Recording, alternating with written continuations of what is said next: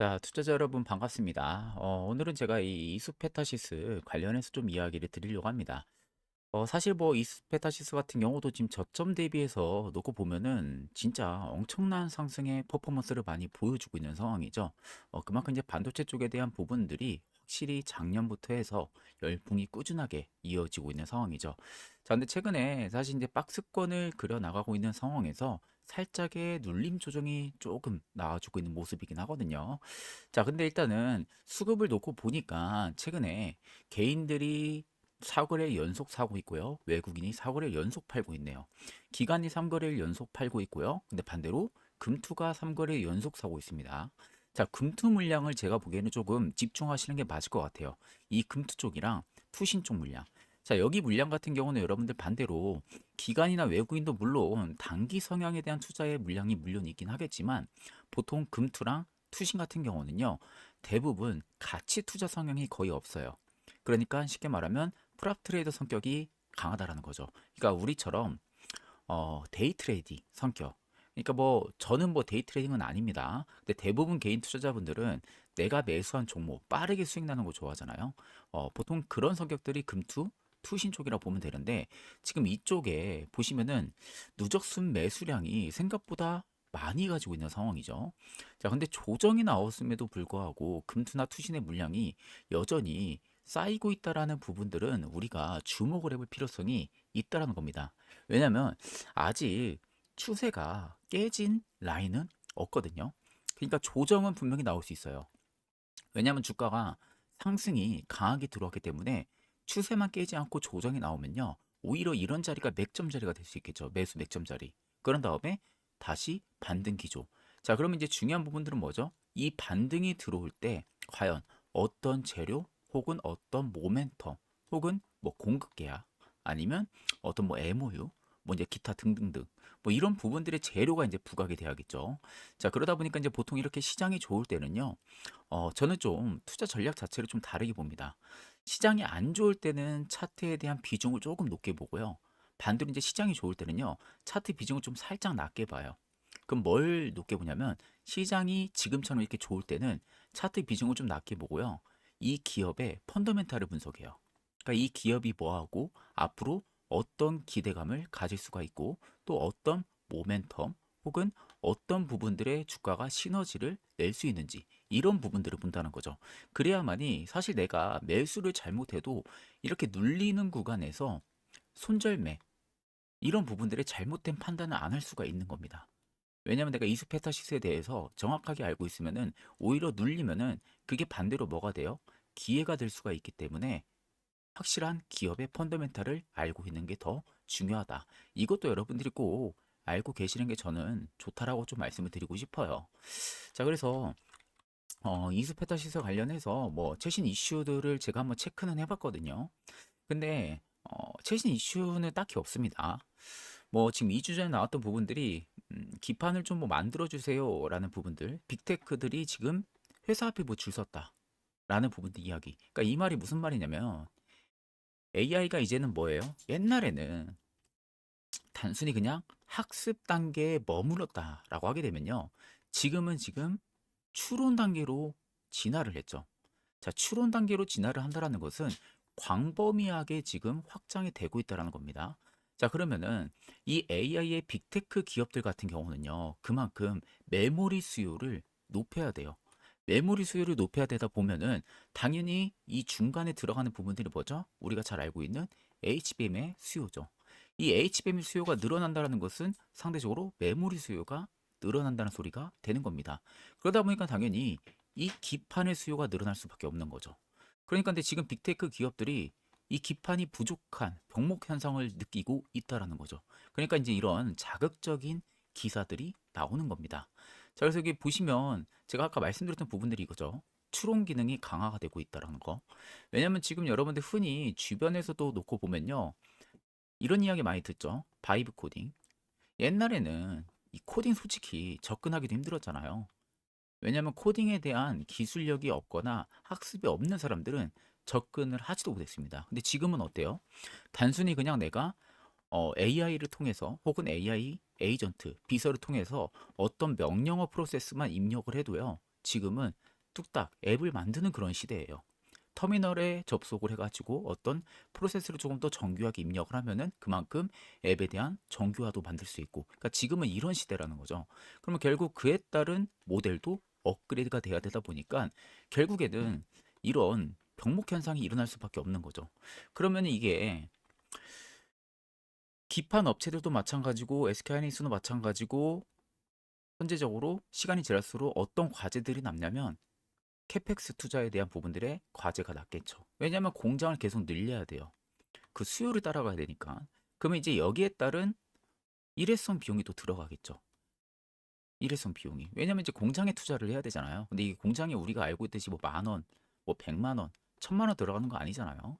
그러다 보니까 이만큼의 또 마진을 남겨 먹어야 되잖아요. 마진을 또 챙겨야 되는 부분들이 있다 보니까 얼마큼의 내가 또 공장 투자를 진행을 하고 그만큼의 또 내가 수익성을 낼 수 있는지, 이런 여러 가지 요건들을 다 살펴봐야 되는 거죠. 근데 일단 지금 시대 자체는 확실하게 기판 쪽도 반사이익을 볼 수 있는 그런 시대다라는 게 어쩔 수가 없는 형국입니다. 자, 그래서 제가 좀 세 가지로 이렇게 나눠서 봤어요. AI 인프라는 결국에는 병목이 연산해서 데이터 이동으로 지금은 이동을 하고 있고요.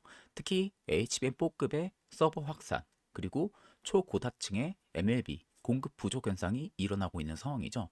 그러다 보니까 구조적으로 가격이나 가동률 상승이 그 국면을 만들고 있다라고 쉽게 말해서 생각을 하시면 됩니다.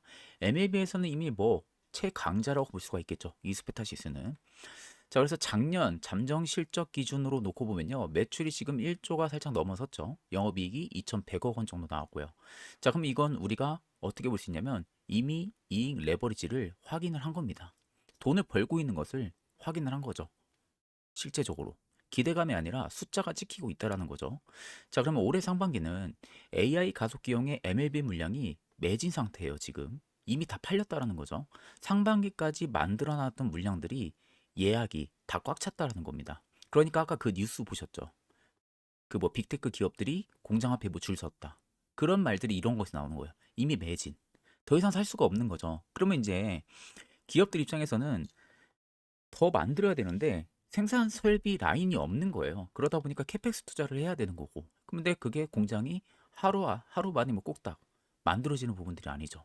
또 시간이 걸릴 거고요. 그러니까 이런 부분들, 구조적인 부분들이 또 분명히 들어갈 것인데 결국 이제 실적 가시성은 분명히 높아진 상황은 맞다라는 거죠. 그러면 이제 마지막으로 이제 중요하게 봐야 되는 부분들은 뭐냐면 올해 1분기 제5공장의 가동 효과, 그리고 2분기에는 엔비디아 루빈 플랫폼이 지금 준비가 되어 있죠. 그래서 순차적으로 이게 지금 반영이 되는 구간이다 보니까 그에 따른 주가 프레임이 물량과 가동률에 다시 맞춰지고 있다라는 부분들. 자, 그렇다는 것은 올해 상반기에 주가가 다시 한번 더 퀀텀 점프가 또 나올 가능성, 그 기대감이 형성이 될 수도 있다라고 우리는 충분히 생각을 해볼 수가 있다라는 소리가 되는 겁니다. 자, 그래서 결국에는 이제 이 스페타시스 같은 경우는요, 이 AI 인프라의 숨은 승자인가라고 제가 이제 물음표를 남겨놓긴 했지만 이게 될 가능성이 좀 높다라는 거죠. 제가 보기에는. 왜냐하면 이제 쇼티지 현상들은 아마 계속될 가능성이 좀 높다라고 보거든요. 그러다 보면 이제 결국에는 공급자들한테는 기회가 될 수도 있고요. 이게 반대로 또 리스크가 될 수도 있다라고 저는 생각을 하고 있어요. 이 부분들을 결국에는 캐펙스로 해결을 해야 될 건데 이걸 이제 시간이 지나서 이스페타시스도 그렇고 다른 기판 업체들이 어떻게 해 나갈 것인지, 이 부분들이 또 하나의 과제가 될 수는 있겠죠. 자, 결국 이제 이게 우리가 이제 쉽게 말하면 단순히 말하면 이렇게 볼 수가 있죠. 모델이 이제 결국에는 고도화가 되고 있다라는 소리가 되는 건데 고도화가 되면 될수록 이 서버에 대한 내부에서 병목이 되는 것은 메모리 자체가 아니라 기판 쪽이 되는 겁니다. 자, 그러면 결국에는 올해부터 HBM4죠. HBM4급으로 갈수록 그만큼 패키지라든지 보드에서 요구되는 신호 무결성은 급격히 낮아지겠어요? 높아지겠어요? 높아질 수밖에 없죠. 그러면 결국 그 과정에서 중간에 뭐가 들어가냐면 초고다층의 MLB는 이제는 선택이 아닙니다. 옛날에는 선택이었다고 보게 되면요. 선택이 아니에요. 뭐죠, 이제? 필수적으로 들어갈 수밖에 없어요. 왜냐면은 고속 연산을 진행을 해야 되잖아요. AI도 이제는 답답하면 안 됩니다. 너무 오래 걸리면 안 되죠. 그러면 결국 고속 연산을 고속 연산을 해야 되는데 여기에 필수적으로 들어갈 수밖에 없는 거죠, MLB는. 그러니까 이제 이스페타시스는 어떻게 보면은 HBM4로 넘어가는 구간에서는 선택이 아니라 필수적인 부품으로 들어갔다라고 볼 수가 있는 거죠. 결국 돈을 버는 구조가 형성이 됐다라고 결론을 내릴 수가 있는 부분들이죠. 자, 그러다 보니까 이제 공급자 중심으로 확실하게 움직이고 있는 섹터가 우리는 충분히 알 수가 있습니다. 자, 왜냐하면은 지금 TTM의 기술만 딱 놓고 봐도요. 지금 2월 4일 실적 발표에서 데이터 센터 그리고 네트워킹 수요 강세를 이미 언급을 했고요. 매출도 이미 19%의 성장성의 공개가 나왔습니다. 그리고 대만도 마찬가지예요. GCE도 동일하게 2025년 9월 5일 날에 AI 서버 수요를 전제로 설비 투자를 결정을 했죠. 설비 투자 결정을 내렸고 증설 경쟁에 들어간 상태죠. 자, 그러면 지금 국면은 결국 우리가 어떻게 알 수가 있냐면은 아, 수요보다 공급이 가격과 가동률을 좌우를 하고 있구나라는 것을 알 수가 있는 거죠. 그러니까 쉽게 말하면 이거라는 겁니다. 수요자 중심이 아니라 공급자 중심으로 바뀌었다는 거예요. 이 시대 자체가.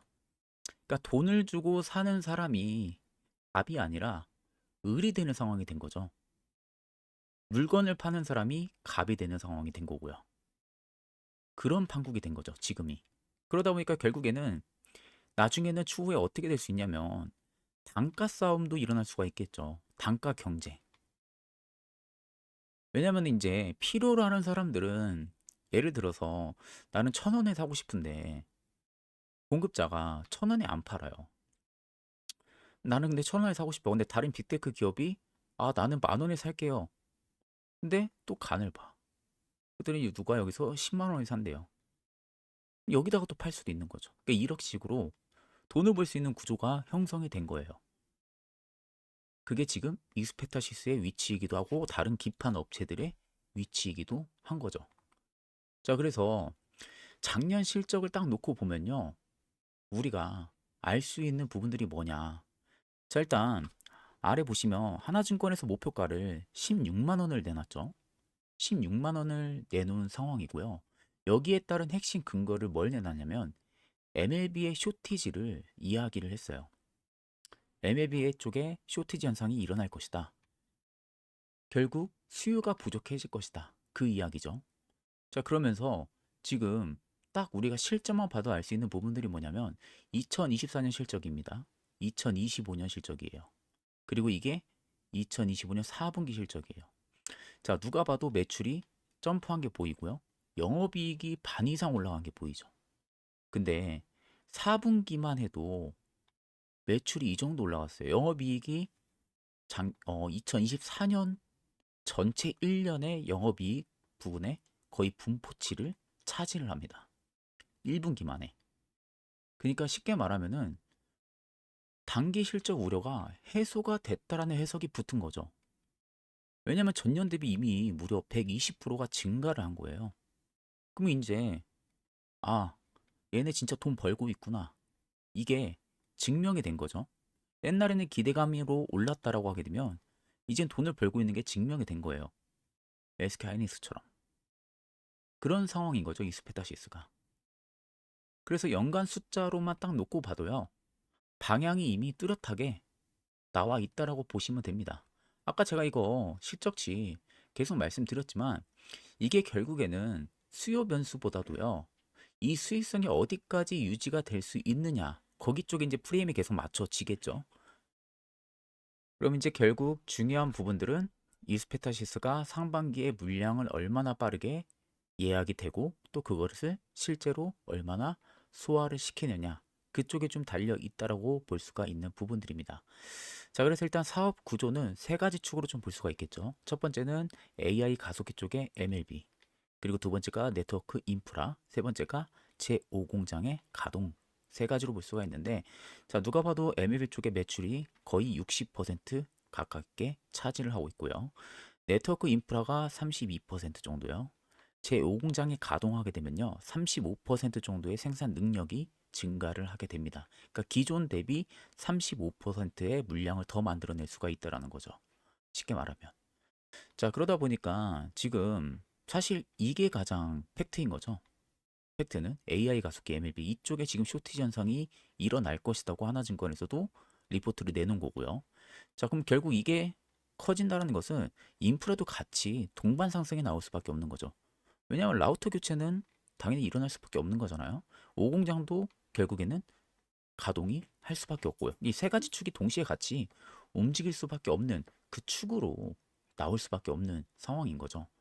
자, 그래서 가장 첫 번째로 봐야 되는 부분들은요, 당연히 빼놓을 수 없는 MLB 쪽이죠. 고부가 제품에 대한 믹스 확대 부분입니다. 이미 뭐 매출 비중은 58%를 차지를 하고 있을 만큼 가장 핵심적인 이스페타시스의 주력 제품 사업군이죠. 자, 그래서 구글이라든지 그리고 TPU 그리고 엔비디아의 GPU 플랫폼을 이미 공급을 하고 있어요. 대형 고객사를 이미 확보를 하고 있다는 소리가 되는 거죠. 그리고 지금 엔비디아 쪽에 대한 부분들의 비중이 큽니다.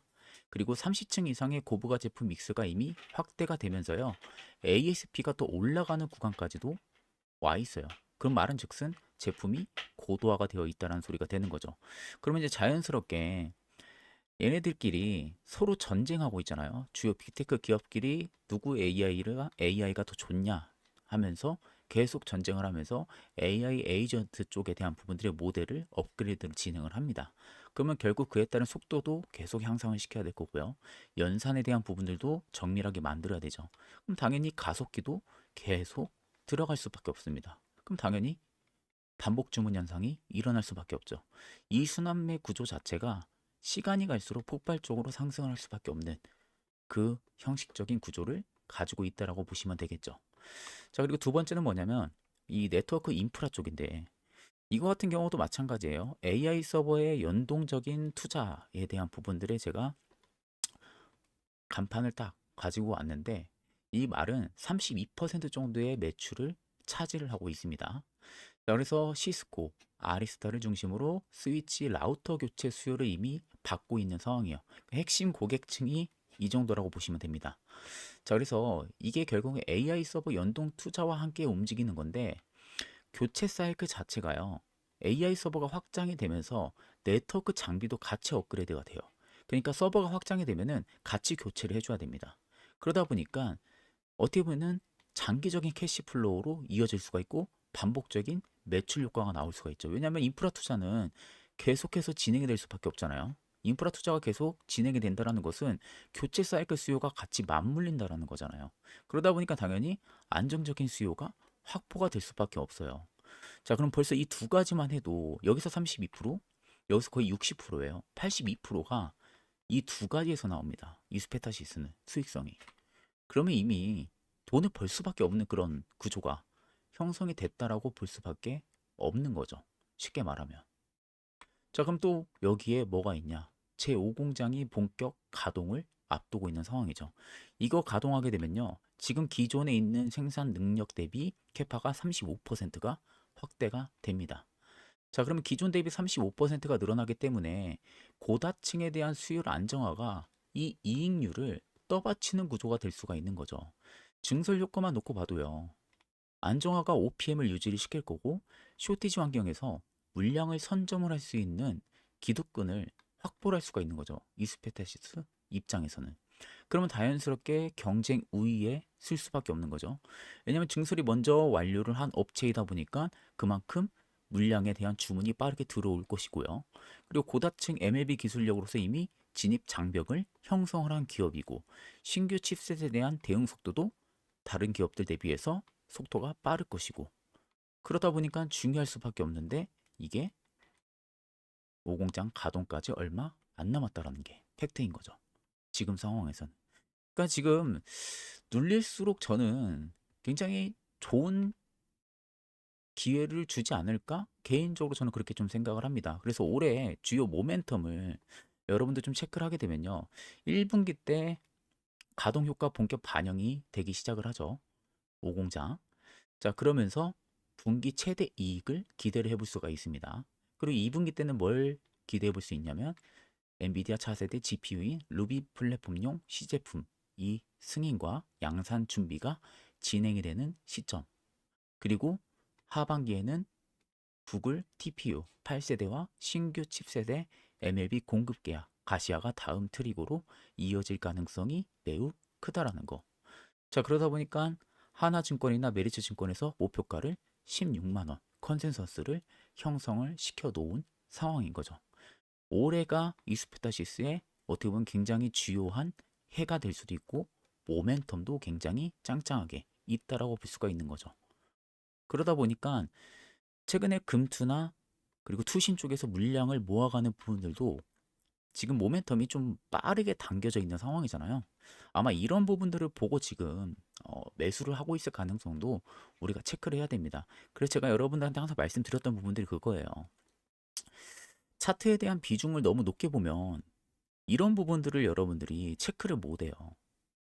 이런 부분들. 아, 1분기에 뭐 있고 2분기에 뭐 있고 하반기에 뭐 있고 이런 걸 체크를 못 하다 보면은 내가 털면 안 되는 구간에서 매도를 하고 겁먹고 털고 나가야 되는 그런 현상들이 발생할 수도 있는 거죠. 그렇기 때문에 항상 시장이 좋을 때는 주요 기업의 캘린더를 꼭 체크하는 게 중요합니다. 자, 그러면 리스크는 없냐? 투자 양상 리스크도 우리가 체크는 해야 되겠죠. 자, 리스크는 딱 이 두 가지로 보면 될 것 같아요. 구글이랑 엔비디아의 집중도로 AI 투자 조절 시 물량이나 판가가 동시에 타격이 될 그 가능성. 그러니까 이게 뭔 말이냐면 구글이나 엔비디아가 비중이 높다 보니까 AI 투자 속도가 만약에 조절이 된다고 하게 되면은 그만큼 물량이라든지 판가가 살짝 흔들릴 수는 있겠죠. 그리고 경쟁사들의 증설은 중장기적으로 판가 압력으로 작용할 가능성은 있어요. 근데 지금 이제 우려하는 부분들이 이런 거잖아요. 캐페스 투자. 이 부분들이 좀 우려하는 부분들이다 보니까 판가 압력을 살짝 받을 가능성도 있겠구나. 이게 하나의 리스크로 좀 볼 수가 있는 부분들이죠.